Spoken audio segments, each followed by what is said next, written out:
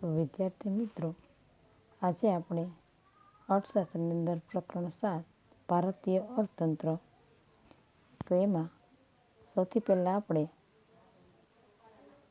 પ્રાચીન ભારત કેવું હતું, તેમાં રોજગારીનું માળખું, રાષ્ટ્રીય આવક કેવી હતી તે સમજ્યા. ત્યાર પછી હવે પછીનો નવો ટોપિક, સ્વાતંત્ર્ય પહેલાંનું ભારતનું અર્થતંત્ર. તો અંગ્રેજો ભારતમાં આવ્યા ત્યારે ભારતીય ખેતી અને ઉદ્યોગ અને વેપાર છે એ જાહો જલાલી ભોગવતા હતા. ભારતનું નામ સમગ્ર વિશ્વમાં વિખ્યાત હતું. ભારતનું સુતરાઉ કાપડ, મલમલ કાપડ, તાંબા પિત્તળના વાસણો, ગરમ કપડાં, મરી મસાલા, તેજાના, લોખંડના ઓજારો વગેરેની સમગ્ર વિશ્વના બજારોમાં માંગ હતી. ભારત ગ્રામ્ય વિસ્તારો સુખી, સંપન્ન અને સ્વાવલંબી હતા, કારણ કે મોટાભાગની જે જીવન જરૂરિયાતની વસ્તુઓ છે એમનું ઉત્પાદન પોતે કરતા હતા.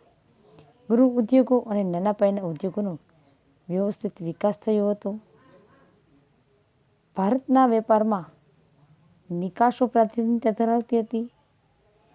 આમ ભારતનો છે એ આ આઝાદી પહેલાંનો એક સુવર્ણ કાળ હતો, અને જેને કારણે આજે ભારતની જાહો જલાલી જોઈને વિદેશી પ્રજા છે એ ભારત પ્રતિ આકર્ષણ વધ્યું, અને પ્રથમવાર વેપાર અર્થે તેઓનું ભારતમાં આગમન થયું. ભારતમાં આવેલી જે વિદેશ પ્રજામાં જોઈએ તો ફ્રેન્ચો, ડચ, પોર્ટુગીઝ અને અંગ્રેજો વગેરે હતા. આ જે પ્રજા છે એ શરૂઆતમાં તો માત્ર વેપાર અર્થે જ કેન્દ્રિત કરતા હતા, પરંતુ જેમ જેમ સમય ગયો તેમ વિદેશી પ્રજાઓ વચ્ચે ઘર્ષણ વધ્યું, અને તેના કારણે પોતાની જે તાકાત છે એ તાકાતનું પ્રદર્શન કરવા એમને સૈન્યનો ઉપયોગ થવા લાગ્યો.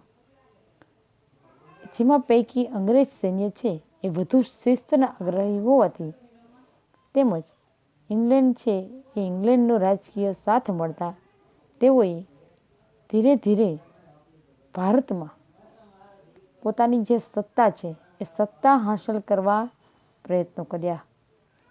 અને આમ વર્ષ 1757થી લઈ અને 1947 એટલે કે ભારતની આઝાદી સમય સુધીના ભારતે અંગ્રેજ શાસનનો ભોગ બનવું પડ્યું હતું. બ્રિટિશ શાસન દરમિયાન ભારતને ઓછા પ્રમાણમાં સારા પરિણામો અને વધારેમાં વધારે ખરાબ પરિણામો કે ખરાબ પરિસ્થિતિનો સામનો કરવો પડ્યો હતો. તો જે નીચે મુજબ છે. એમાં જોઈએ તો બ્રિટિશ શાસન દરમિયાન ભારતને જે કાંઈ પરિણામો, તો એમાં જોઈએ તો સૌથી પહેલાં રેલવે. બ્રિટિશ શાસન દરમિયાન ભારતને મળેલ રેલવે છે એ લાભ આપનારી વ્યવસ્થા બની, કે ભાઈ રેલવેની શરૂઆત થઈ તો ભારતને ઘણા એવા લાભ મળ્યા. ભારતના વાહન વ્યવહારને ઝડપી અને સુદૃઢ બનાવવામાં રેલવે છે એણે ખૂબ સારું એવું કામ કર્યું, કે સુંદર ભાગ ભજવ્યો. તો ભારતમાં રેલવેની શરૂઆત 16મી એપ્રિલ 1857ના રોજ બોરીબંદર,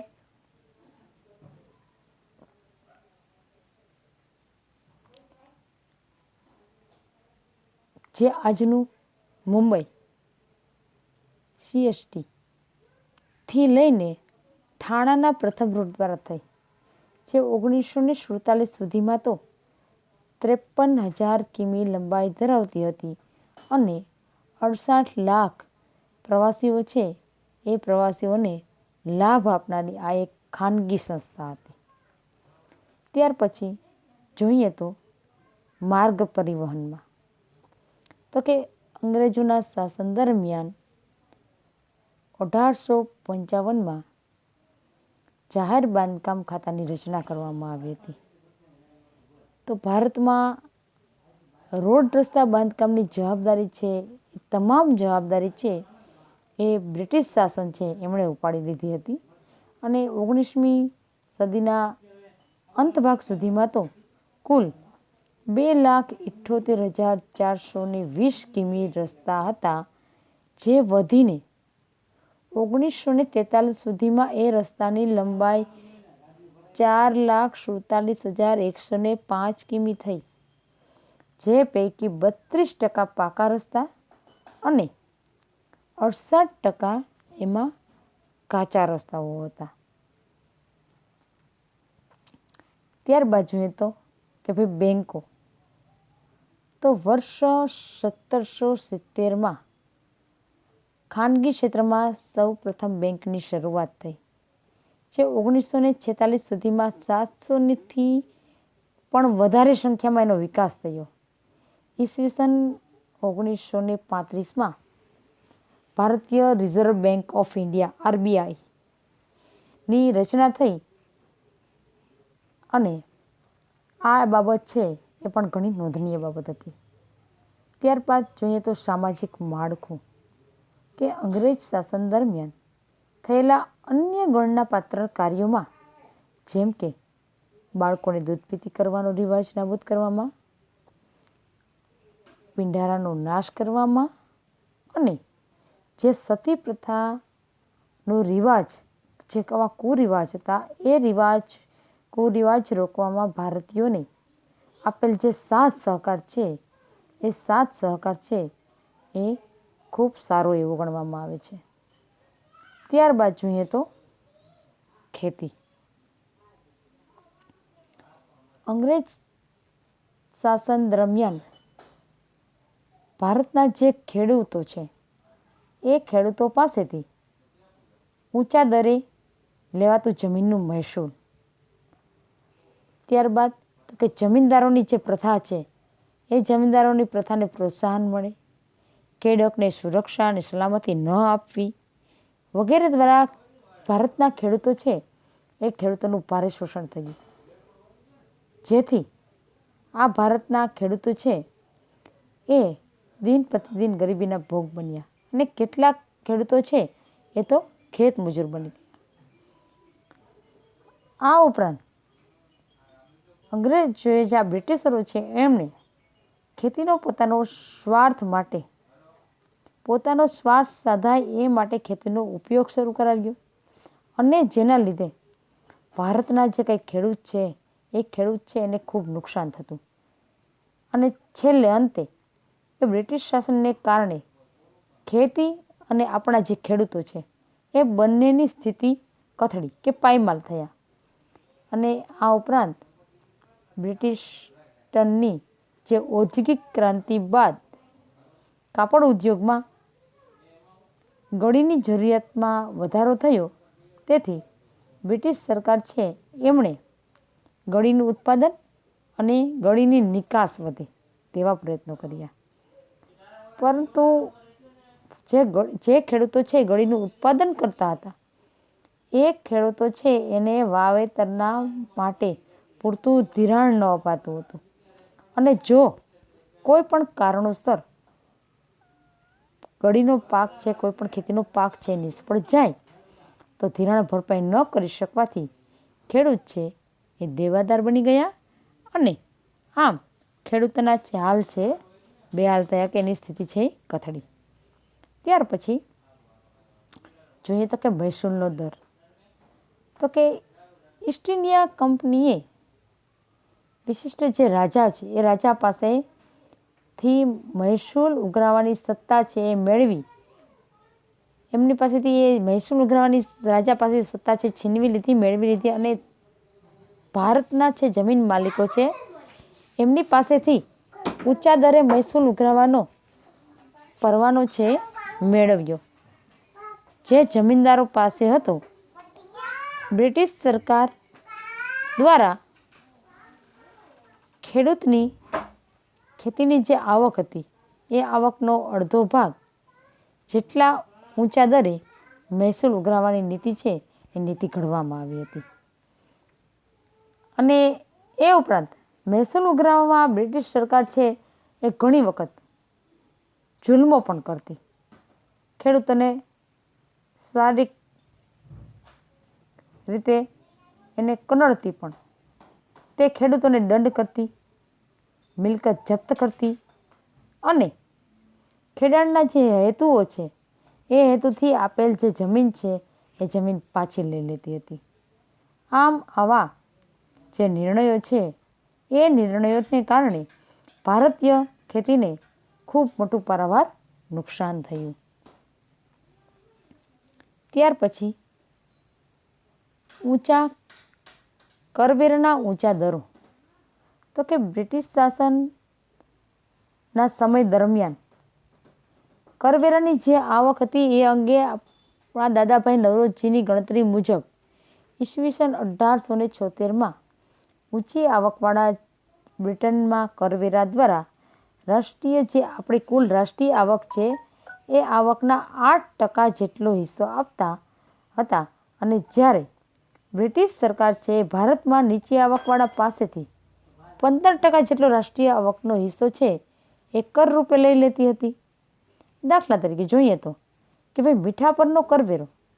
ભારતમાં મીઠું છે એ દરિયાકાંઠે અને રણ પ્રદેશમાં સરળતાથી મળતું હતું, છતાં પણ તે સમયે બ્રિટિશ સરકાર છે એ ઇંગ્લેન્ડથી જહાજો દ્વારા મીઠું છે ભારતમાં લાવતી, એટલે કે આયાત કરતી અને ભારતમાં વેચતી હતી. તેની સામે જ્યારે ભારતમાં જે મીઠાનું ઉત્પાદન થયેલું છે કે ભારતમાં જે મીઠું પાકેલું છે એ મીઠા પર ઊંચો કરવેરો લેવાતો, જેથી કરીને એક તરફ છે બ્રિટિશ શાસન છે એ શાસનને જે કરવેરાની આવક થાય અને બીજી તરફ કે ભારતનું મીઠું છે એ મોંઘું હોય, તો એ મોંઘું હોય તો ઓછું વેચાય, સ્વાભાવિક છે. તો એ ઓછું વેચાય તો બ્રિટન છે એને એનો લાભ થાય. અને એને કારણે જ આ જે અસમાનતા હતી, આવું જે શોષણ હતું, એને કારણે જ ગાંધીજીએ દાંડી કૂચ કરીને સવિનય મીઠાનો સત્યાગ્રહ કર્યો હતો.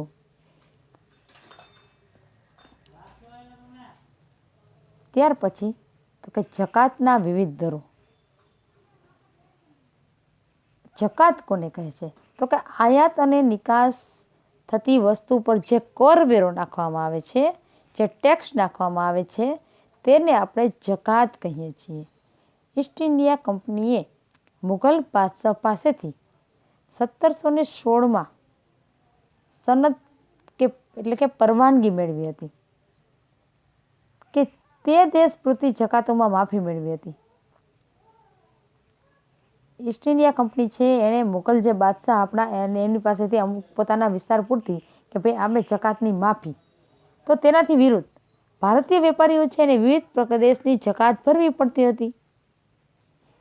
જોઈએ તો દાખલા તરીકે ભારતનું જે સુતરાઉ કાપડ છે તો એ સુતરાઉની કાપડની નિકાસ પર 15% જકાત અને બ્રિટનથી જે સુતરાઉ કાપડ આવતું હતું એના પર માત્ર 2.5% જકાત નાખવામાં આવી હતી. અને એને કારણે જ જો આવો ભેદભાવને કારણે જ ભેદભાવ ભરી જે જકાત નીતિ છે એ જકાત નીતિને કારણે ભારતનું જે કાંઈ ઉત્પન્ન થયેલું કે ભારતમાં ઉત્પાદન થયેલું જે સુતરાઉ કાપડ છે એ સુતરાઉ કાપડનો ઉદ્યોગ છે, જો આપણો મુખ્ય ઉદ્યોગ હતો, તો આ જે મુખ્ય ઉદ્યોગ હતો સુતરાઉ કાપડનો ઉદ્યોગ, એ ઉદ્યોગ બરબાદ કર્યો. અને આમ આવી નીતિ સમગ્ર ભારતીય ઉદ્યોગોને પાયમાલી થઈ કે ઉદ્યોગોની પડતી થઈ. ત્યારબાદ આપણે જોઈએ તો ઉદ્યોગ નીતિ કે ભાઈ બ્રિટનમાં ઈસવીસન 1750થી 1830ના સમયગાળા દરમિયાન ઔદ્યોગિક ક્ષેત્રે ક્રાંતિ થઈ. તે સમયગાળા દરમિયાન તો બ્રિટિશ જે ઈસ્ટ ઇન્ડિયા કંપની હતી એ કંપનીએ ભારતમાં પોતાની સત્તા સ્થાપિત કરવાની શરૂઆત કરી દીધી હતી.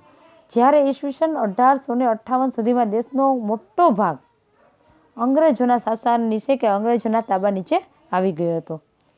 જેને કારણે બ્રિટિશ શાસન હેઠળના ભારતીય વિસ્તારોમાં બ્રિટિશ સરકારે બ્રિટનની ઉત્પાદિત વસ્તુઓ વધુને વધુ એમનું વેચાણ થાય આવી છે એ કૂટનીતિ અપનાવી હતી, જેથી ભારતીય ઉદ્યોગ સાહસિકો છે એ નિરુત્સાહી બન્યા અને વિકાસનો જે માર્ગ છે, વિકાસનો માર્ગ આગળ જવાને બદલે વિકાસ રૂંધાયો, પડતી થઈ, જેથી ભારતના જે છે ઉદ્યોગ છે એ પડી ભાંગ્યા અને એને કારણે જે શ્રમિક છે એ શ્રમિકોની બેકારી વધી, જે તેમને ફરી ખેતી તરફ વાળવામાં કારણભૂત બની અને જેને કારણે ફરી પાછું શ્રમિકોનું ખેતી ઉપર ભારણ છે એ વધ્યું. ત્યારબાદ આર્થિક શોષણ. તો કે બ્રિટિશ અર્થતંત્રને સુદૃઢ કરવાના આશયથી ઈસ્ટ ઇન્ડિયા કંપની અને જે બ્રિટિશ સરકાર છે એવા પ્રકારની વ્યૂહરચનાઓ અપનાવી કે જેના દ્વારા માત્ર ને માત્ર જે બ્રિટિશ અર્થતંત્ર છે એને જ લાભ થાય. ખાસ કરીને તેઓએ એવી વેપાર નીતિ અપનાવી કે જેના દ્વારા ભારતીય જે સાધનો છે એનો વધારેમાં વધારે ઉપયોગ કરી અને ભારતના ભોગે બ્રિટનના ઉદ્યોગનો વિકાસ થાય. આ ઉપરાંત તેમની જે ખેત નીતિ હતી એ ખેત નીતિ અને જે ઔદ્યોગિક નીતિ હતી એ નીતિઓ પણ બ્રિટનના વિકાસને પ્રોત્સાહિત રૂપ બની હતી. જેમ કે ભારતમાંથી મોટા ભાગનો કાચો માલ છે એ બ્રિટનના ઉદ્યોગોને મળી રહે એવો એનો હેતુ હતો. ભારતીય ખેતોનું વેપારીકરણ કરવામાં આવ્યું, જેથી બ્રિટિશ અર્થતંત્ર છે એને અનુકૂળ અમુક પ્રકારની વસ્તુઓ અને સેવાઓ છે એને એ આસાનીથી મળી રહે એવો એમનો હેતુ હતો. ત્યારબાદ હસ્તકલા કારીગરનું શોષણ. તો ભારતની અંદર વિવિધ પ્રકારની હસ્તકલા વસ્તુઓનું જે છે એ વસ્તુઓના વેચાણ દ્વારા ઈસ્ટ ઇન્ડિયા કંપની છે એ પોતે ભારે આવક ઊભી કરવા ઈચ્છતી હતી, જેથી એમણે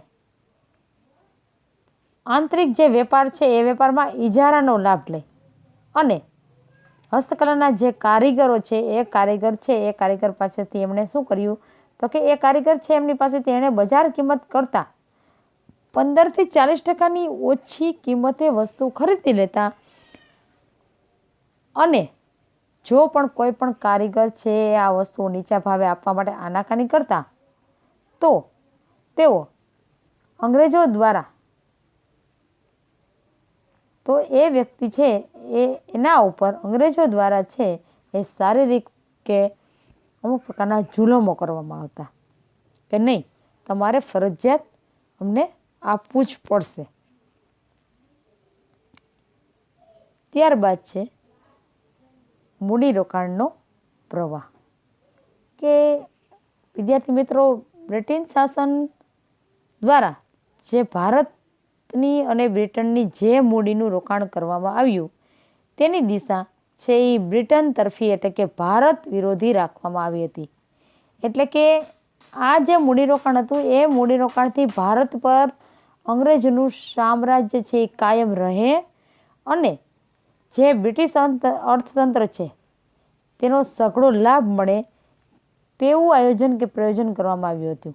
દાખલા તરીકે ભાઈ રસ્તા અને રેલવે પાછળ જે કાંઈ મોટા પાયા પર વધારે મૂડીરોકાણ અને આ જે મૂડીરોકાણ છે એ મૂડીરોકાણ પાછળનો મુખ્ય એનો હેતુ શું હતો તો કે ભાઈ બ્રિટનમાં કાચા માલની આયાતને ભારતમાં તૈયાર વસ્તુની નિકાસને અને લશ્કરી હેરફેરને અનુકૂળ રહે તેવા રસ્તા અને રેલવે રૂટ તૈયાર કરવાનો હતો.